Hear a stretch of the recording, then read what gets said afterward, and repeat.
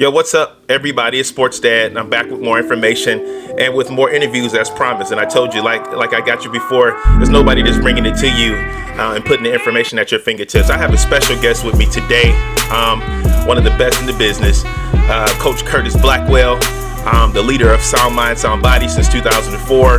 Program started, and we're gonna talk a little bit about the whole recruiting process today. So, what's up, Coach? What's going on, man? I appreciate you having me on here, man. You one of the top dads for sure, man. Your young men are some of the, I think they like a model of what we all want, especially me as a young father.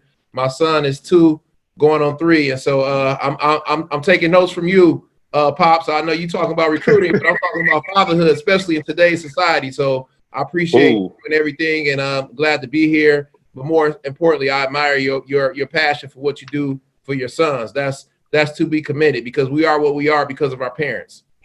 Absolutely. And thanks for that, Coach. I really appreciate that. That means a lot, especially in a day like today. You know, we're facing all this adversity with what's been going on, George Floyd and all that stuff. And speaking of which, I saw you, you made it to one of the rallies downtown, and you was one of the spokespersons for that. So how did that go? It was great. You know what? All of us as men need to do what you're doing and what I'm doing, and that's just try to lead in our own way. And so I feel like, it's not what you can or cannot do. It's just taking what you have and making an impact. So one of the coaches from the city said, hey, we just need to come together, all of us men and leaders who are coaches who work with young men, and just come together and do something and unite and show the community that we all can come together as football leaders. And so we all have that common ground. And, now we are at a time where we need to focus on what we have in common and not what we share. And so many times we focus on differences, but that was an opportunity to come together and really work on showing the community that the leaders of the young men are working on the same page to try to bring some positive light to this situation. And so I was asked to come, and, I couldn't say no to something like that, just like I couldn't say no to you. Because, we all got to support each other, and that's how we make it. We all we got. Absolutely. I appreciate that. And you know what? And that type of positive energy like that, it's contagious. So, but speaking of the young men and things like that, which you are a huge role model for, and I see you help so many young men in your interaction, and I can actually see your passion for that. Let's talk about your program and how you actually got started. What actually pushed you to start Sound Mind, Sound Body? Well, Sound Mind, Sound Body was just because of me, my upbringing in the city of Detroit. I went to a historically Black college, and I had like-minded friends that all came from similar backgrounds. Hampton University is a private institution on the East Coast, and sort of like they call it like the Black Harvard, because most of the individuals who go there have have come from great backgrounds financially, So I was one of those kids who got a scholarship, and my friends were guys who got scholarships. And so we all stuck together in college, and we were like, man, even though my man over there driving a Honda Accord and a Lexus, we just happy to be here because, we come from the hood, we come from single parent homes. And so we were like, man, if all of our friends had the opportunity to get a scholarship to college, they would be like so much more, prepared for the society that they're going into. And so what we thought about was, what can we do to just help young people get scholarships? Because we realized, like, if we didn't get a scholarship, we would not be able to go to Hampton. And so what we wanted to do was just help kids get scholarships. So really, it was called Lifting as We Climb. That was our foundation that we started, Lifting as We Climb. So we were saying that, listen, we're 24 years old. I had just got my master's degree. We realized, like, listen, even though we were not established in our career, we thought, like, man, in order to start a foundation or to give back, you got to be a millionaire. You got to be at the highest level. And that's like what I was saying earlier. The biggest illusion that people have is that you got to have everything in place to get started. No, you don't. You can start with what you have right now in front of you if you want to make a change. You don't need a prerequisite of finances and experiences and expertise to make a difference where you are and in your community. So lifting that climb was, as we were climbing, we lift someone up with us. And so that's what we were doing, lifting as we climb. So we started a foundation that we were trying to get all of our peers from their hometowns and say, hey, identify people in your community who need scholarships and help them get scholarships. And so all of my friends had different backgrounds. My background was football. So I said, man, listen, I'm tapped in with football. I know I come from a powerhouse program, Detroit Martin Luther King. I got a master's degree from Baylor, where I work with the American Football Coaches Association. So I work with the international overseer of all coaches from high school, college, and pros.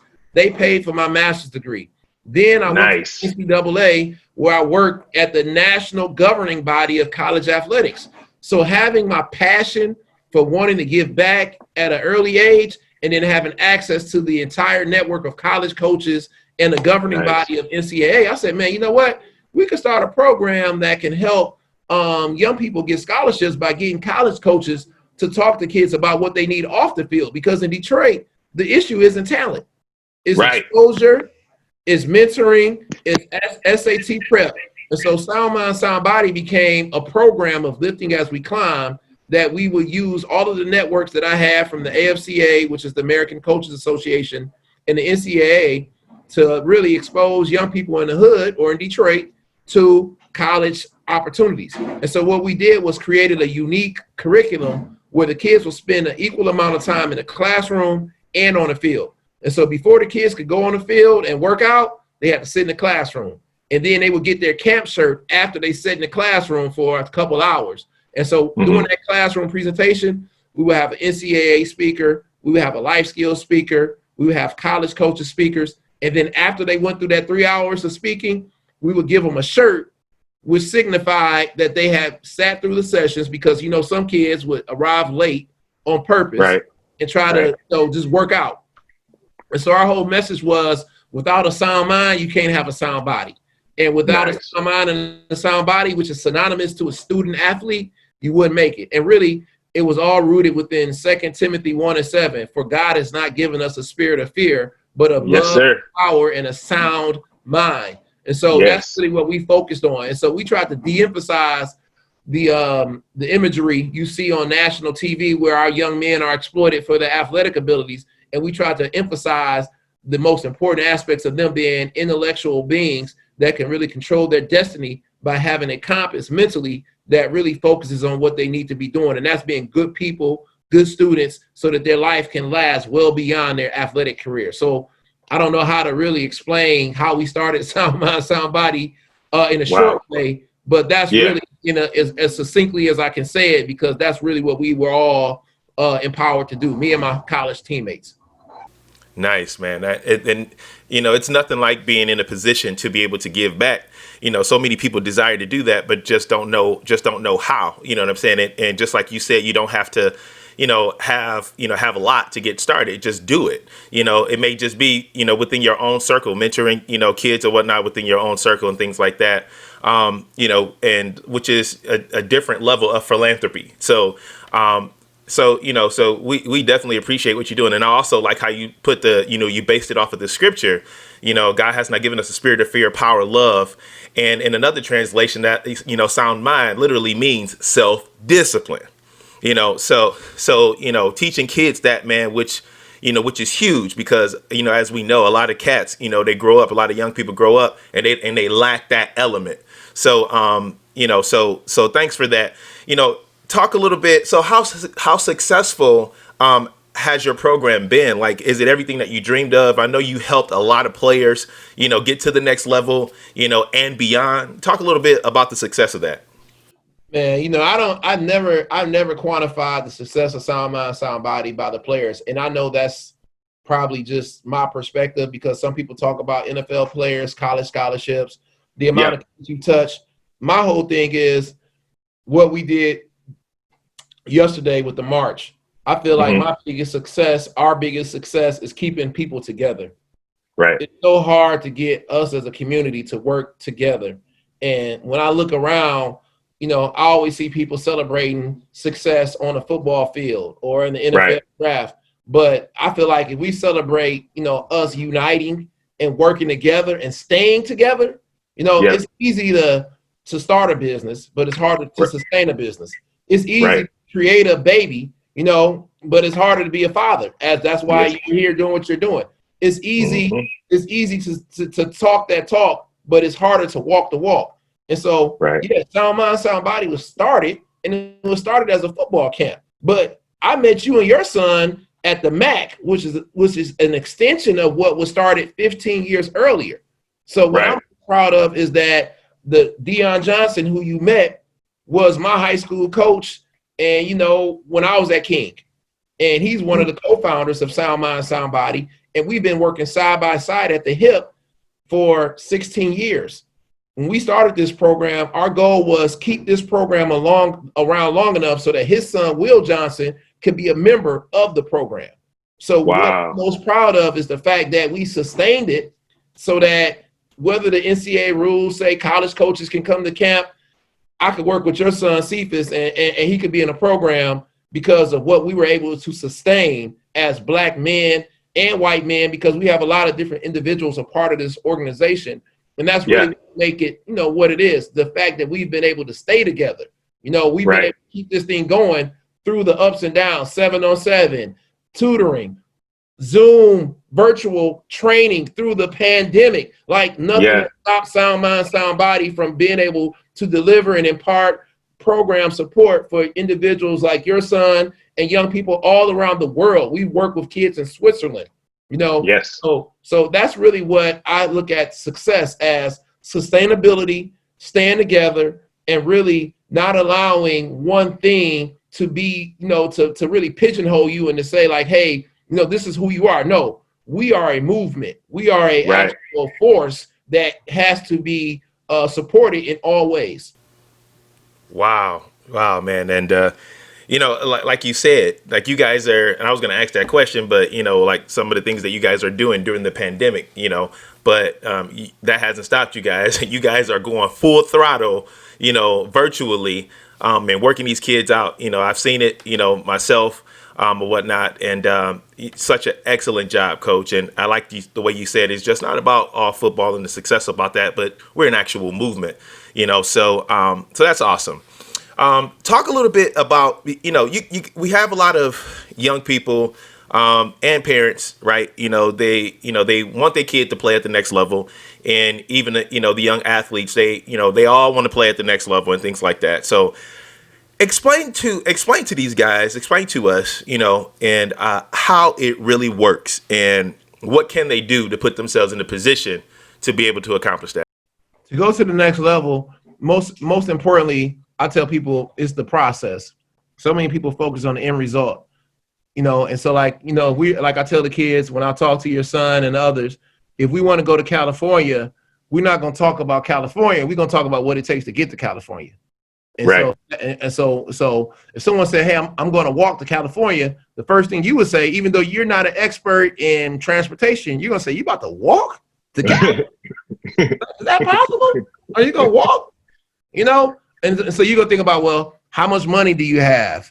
Depending upon how much money, you either going to take a train, a bus, or a plane, but that's going to determine what you're going to do. So your goal is to go to college, but everybody focus on offers and not the process. See, the process is where we missing the boat at, because the process is where we break down what you do on a daily basis and what are you trying to achieve. Because based upon your numbers, just like your money will determine your mode of transportation, your numbers are going to determine your trajectory in terms of where you're going to go. So if you're 6'5" and you're trying to go to Ohio State, you got a chance if you're offensive lineman.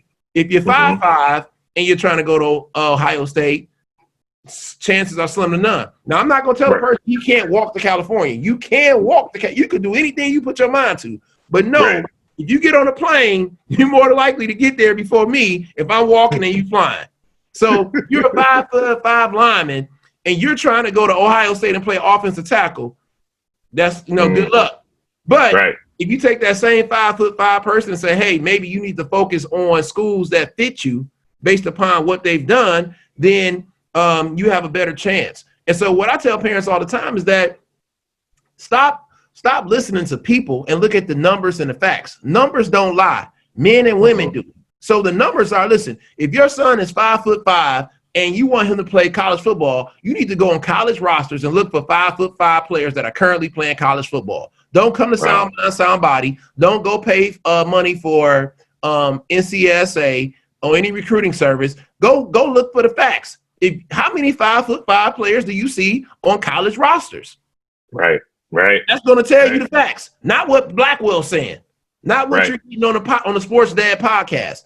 Go look at the rosters themselves. The numbers don't lie. If you see 25'5" defensive backs at a school, then you know that's the place you need to be going. If you only see one, then you say, okay, 1 out of 100 is on his roster. So you know you got to figure out what that one player did to get that spot, and you need to be trying to duplicate what he did to be just like him. So the process to be a college athlete is more rooted in research and really developing a plan based upon where your son is and where he wants to go. Where you are, you're in Detroit, you're trying to get to California. All right, so now your son is at Chippewa Valley and he wants to go to Michigan State. Okay, let's look at his position and the players that are at Michigan State and try to compare your son versus those guys. Before you call anybody, before you spend any money, just do your own research and compare his height, compare his weight, compare his GPA, compare his 40-yard dash. Look at the players on Michigan State's rosters, highlight tapes, and look at your son's highlight tape. Is it similar? Are the size similar? You can look all of this up on Huddle, on Google for free. The information is readily available at your fingertips. Once you find that out, you say, okay, I looked it up, coach. My son wants to go to Ferris State, Wayne State, Michigan State, Tennessee State, and I created a profile of what my son is. My son is a 5'6" defensive tackle or offensive wide receiver, and he runs a 4.6 in a 40. He bench presses 220. He has a 3.0 GPA. You create a profile of data, of numbers. You remember, the numbers don't lie. So your son's profile is who he is. Then you try to compare that to the student athletes that are in America at the colleges that you desire, that are in California, where you want to go, and you do a compare and contrast. And so then once you see that there's a match between your profile and their profiles, then you know you need to zero in on trying to get your son in front of those individuals. And then that's when you come to Coach Blackwell and say, hey, Coach Blackwell, I found a good fit for my son because I see that my son fits the same makeup as the kids that are at this school right here, at this institution. On their roster, they got several players who play football that have the same background as my son in terms of GPA, height, weight, their highlight tapes. My son has 50 touchdowns over his career. This kid on the roster had 30 touchdowns. So my son outperformed him on game film. His highlight tape is phenomenal. My son's highlight tape is phenomenal. And so now I want you to look at this information, Coach. Tell me what you think. Am I right? And get a third-party opinion to see if you're right, if your assessment is right. Then once you get that, now you say, hey, Coach, I know you have a relationship with some individuals at this institution. Can you help me? See, what people want to do is say, hey, I want Coach Blackwell to just call these people and say, hey, recruit my son just because he's your son. No, you got to make sure that there's a fit first. Now, obviously, there are always going to be, outliers and anomalies where there are individuals who are, are generational kids. Like I had Dennis Norfleet, who's one of my babies in the program. Dennis Norfleet was 5'5". He played at Michigan. But guess what? He never got a chance to play running back at Michigan. He only got a chance to play kick return and slot receiver. And that hurt him. But he got his dream to go to play Michigan. But how many 5'5" kids actually got a chance to play at Michigan? Not a lot. So Norfleet might be one in 10, 20 years, every 10 to 20 years. So it's not saying that your dream can't come true, but you're better to get a more return on your investment in your time instead of going to Michigan every week. Maybe you need to go to those other schools that are more of a fit. So that's really what I tell parents is that really know who your son is, create a profile, know where you want to go so that you can understand and research who's there that currently matches up with your son. And then focus on the process of trying to get your son ready to be able to be like those guys that are already there. Because if your son is the same height as the kids that are on the roster, but guess what? He's slow or he doesn't have the grade point average, then that's the process that you need to work on daily. Not talking about what school you want to go to, but the research and finding out what's a good fit. Wow. That's wow, you just loaded us with a whole lot of information. Man, that's loaded. And I like Coach Blackwell, giving us the information right now. And what I wanted to say is that how important you said create a profile. So are you really talking about like, a profile, like a Twitter profile or, a physical profile, them putting something together or just knowing the numbers? Knowing the numbers. Yep. Knowing the numbers. Knowing your son's athletic profile. So the numbers are height, weight, wingspan. That's your biometrical profile. All right. Who is your son? Shoe size, hand size, everything that's a measurement on your son. You need to have all of that written down. Okay. Then you need to have an academic profile, GPA, test score. Then you need to have a athletic profile, which is your testing data, 40-yard dash, broad jump, vertical jump, short shuttle, 3-cone drill, those numbers. Then you need to have a production profile. Production means what did you do on the football field? How many games did you start? How many years did you start? How many touchdowns did you score? How many tackles did you have? How many, what did you do on the football field? So once you get all of those numbers together, you have a profile of your son. You take that information and then you start researching kids all across America and comparing who your son is to who the competition is so that you can determine if your son is a fit based upon the profiles that you see out there on college rosters. Wow. So I got you a few more minutes. So when you're actually talking about, the camps and, the numbers and the 40s, the broad jumps and things like that, can you explain to the players and parents, like, how that process really weigh? Because, like a lot of people think that, when you go into the camps and things like that, you don't have on any pads, it's not a real situation, right? So wouldn't what they do on the field weigh more than what, they run in a 40 or anything like that? How does that work? You would think that it's all about what their performance on the field, Yes. Mm-hmm. The number one thing that matters in the way the coaches weigh size the most in recruiting. That carries the most weight. Size is number one for coaches. When I was at Michigan State as a recruiting coordinator, if a kid didn't have the right size, like they wouldn't even really consider him a lot of times. KJ Hamler is a prime example. Phenomenal player. I had to beg them. He offered him in the 10th grade. First ever Power 5 offer came from Michigan State, KJ Hamler. But we didn't recruit him hard because his size. And he was a second-round draft pick, and so, the size comes first. Then after the size, it comes athletic ability. How well do you move? What kind of athlete are you? And that's kind of measured by your testing data. So coaches look at it as we're like high school coaches think they're better than Pop Warner youth coaches. College coaches think they're better than high school coaches. So they really don't care about, all the other things. They kind of say like, look, if this kid has size and athletic ability, we can make him into a player because we're better than the coaches he has. All they want to know is, does he have the potential to develop in our system with our coaching staff? So the camps are an opportunity for them to verify that in an in-person interview setting, because sometimes what you don't realize is that competition is different all across America. The competition that you see in Macomb County is different from Wayne County and Chicago and Atlanta. So what's the only thing that they can compare that's relative is the data that they get from the camps. And sometimes the camps are nothing more but a way to really get rid of kids that they might not be sure of. So like if it's 10 guys that they think that might have a potential, they have a camp and they say, all right, now instead of 10, it's 2.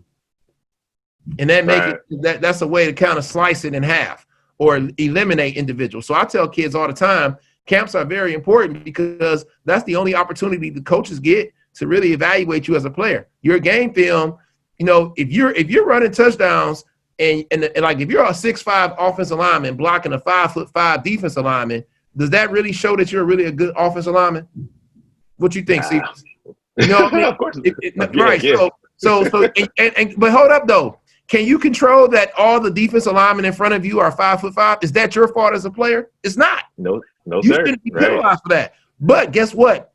When you go to camp, that's when you get a chance to show your strength. You say, oh my gosh, this guy bench pressed 225 20 times in high school.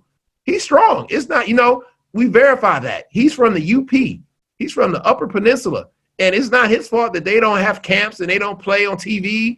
That, college coaches don't travel to the UP. He's really a great athlete. And so the camps are the in-person interview for the student athletes.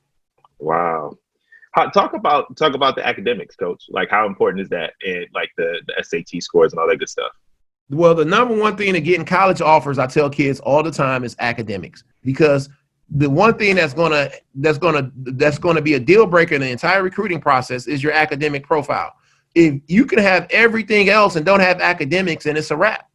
And if you want to get more offers, get higher grades and get a better test score. I was just talking to the head coach from Tech, and he was saying how his son had an opportunity to go play in an Ivy League, a Division I school, Harvard, Princeton, some other schools, but he didn't have a high enough test score. And so he said that, as I was talking to the kids yesterday, he said, man, you're right, Coach Blackwell, because if my son would have had a higher test score, he would have had more scholarship offers. And so academics create create more opportunities, because most people think that schools are built for football, but they're actually places of higher learning. And so if you want to really get scholarship offers, have great grades. Focus. If parents would spend equal amounts of money on academic training as they do on athletic training, do you understand how much more scholarships kids would have? They will spend, if you spend dollar for dollar and invested the same amount of money you did on tutoring, SAT prep, and as you did in 7-on-7, speed work, personal training. Think about how much boatloads of money parents invest in athletics, but don't spend a dollar. Some parents never even spend a dollar. And then they say, well, why my son didn't get any offers? Because of the high school coach. It's because of you. Your son got the minimum requirements, and you can get into the minimum schools. But if you can get the maximum scores, you can get more college opportunities. And so a scholarship is not always the way you think it is. A scholarship could be a financial aid package that means because you qualify with a test score and a GPA, that they give you a full ride to an institution like Morehouse University in Atlanta, Georgia. Because guess what? You can't go to Morehouse because you can't get in there academically, not because of athletic ability, because the coach is going to say, hey, coach, Howard University is not going to recruit any of your kids from Detroit. Send me all the kids that have above a 3.5 and a 25 or above or whatever. So then the conversation shifts because no one has that profile. But if I can say, listen, here are all the kids that fit that profile, now we got a long conversation. We might talk for an hour about all the kids. But the only thing our kids are doing is running 7-on-7s and doing training on videos. But they're not making videos of them testing. They're not making videos of them getting test scores and GPA improvements. And that's really what we need. Wow. Well, Coach, we really appreciate you taking the time, to come out of your schedule to come on and give us great information, like you've been sharing, man. You've been spitting out some nice nuggets, and we're definitely taking it all in. And I can't wait to get this information out to to people to see, parents and players. I'll let you close us out. Anything else you want to say? Whatever's on your heart. Hey man, I just appreciate the work you're doing. Thanks for allowing and trusting us with your son. I know, you guys kind of got laid into the program, and hopefully, we connected and we'll stay in the mix. I appreciate the work you're doing right now. This is what we do. We've always had a parent seminar at everything that we've done in Sound Mind, Sound Body. And I feel like the best programs are parent-driven programs. I tell people that all the time. Nice. Parent-driven programs are the best programs. And so what you're doing, creating this platform for parents, is absolutely essential to the opportunities that our young men are going to receive, because until the parents understand the process better and can unpack it and really create a individualized plan with the content that you're providing, we won't be able to provide our kids with the support that they need. So I just really commend you for what you're doing. I know I got long-winded talking and giving answers, but if you ever need me, help out, just let me know. I'm here, and I'll make myself available. That's my word. Yeah, Coach. The information that you dropped today was excellent. Wasn't long-winded at all. It was good information. So, anytime, I want to extend that to you too as well. Anytime you need me or anything you need, just let me know. Ladies and gentlemen, Coach Curtis Blackwell. We appreciate you, Coach. All right, thank you. Thanks, sir.